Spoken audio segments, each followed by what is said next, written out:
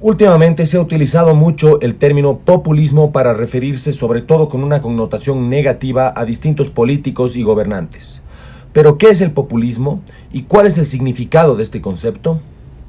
Según el diccionario de política de Bobbio, Matteucci y Pasquino, pueden ser definidas como populistas aquellas fórmulas políticas por las cuales el pueblo, considerado como el conjunto social homogéneo y como depositario exclusivo de los valores positivos, es fuente principal de inspiración y objeto constante de referencia. Se ha dicho que el populismo no es una doctrina precisa, sino un síndrome. En palabras más simples, el populismo es el fenómeno o el síndrome por el cual una fuerza política utiliza al pueblo como el centro de su discurso y como la excusa para todo lo que hace. Me voy a repostular a pesar de que es ilegal y la Constitución me lo prohíbe porque el pueblo me lo está pidiendo. El problema es que lo que se entiende por pueblo dentro de la narrativa populista es un mito. Se agarra a las características de determinados grupos mayoritarios de la población, dependiendo cada país, y se construye artificialmente este concepto de pueblo. Todo lo que esté afuera de este concepto de pueblo es el no pueblo, y todo lo que concuerde con las características estereotipadas de este grupo mayoritario es el pueblo. Este concepto de pueblo que manejan los populistas niega cualquier tipo de diversidad, es simplificador de la realidad social.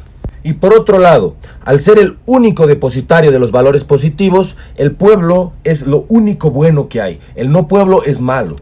Es por eso que es muy fácil que el populismo termine convirtiéndose en autoritarismo, ya que todo lo que cuestione al partido político y al líder populista, que además son los grandes protectores de los intereses del pueblo, es el no pueblo y por ende es malo y se tiene que hacer algo al respecto. O como nos dice uno de los principales teóricos sobre el populismo, Ernesto Laclau, es el antagonismo social politizado que surge de la crisis del discurso dominante. Si bien puede haber experiencias previas como pueden ser los Nardoniki en Rusia o los bonapartistas en Europa también, el populismo como gobierno surge recién en América Latina en mitades del siglo XX. En un siguiente video voy a explicar cómo han surgido y se han desarrollado los populismos en América Latina. Para no dejarnos engañar con los políticos populistas y con las personas que utilizan el término de forma engañosa, podemos definir al populismo como el fenómeno en el que un movimiento o un partido político, a través de un líder carismático, disfraza y presenta los intereses de las élites como si fueran los intereses del pueblo. En el anterior video explicaba la definición de populismo en el diccionario de política de Bobbio, Matteucci y Pasquino. Y decía que, al menos como gobierno, el populismo surge en América Latina.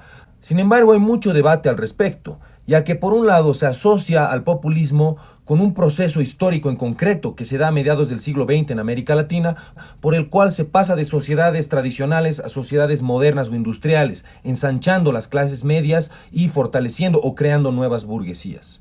De mano de gobiernos como Juan Domingo Perón en Argentina, Getúlio Vargas en Brasil, Lázaro Cárdenas en México o Víctor Paz Estenssoro y el MNR en Bolivia.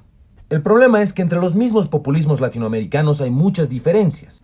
Y por otro lado, el problema también es que se ha denominado como populistas a distintos movimientos y partidos que no tienen que ver con este proceso histórico en Latinoamérica, como puede ser el fascismo en Italia, el nacionalsocialismo en Alemania o, por ejemplo, el stalinismo en Rusia, ¿no? Para resumir, podemos decir que el populismo es un concepto muy complicado y ni siquiera entre los estudiosos sobre el tema hay un consenso sobre una única definición de populismo. Sin embargo,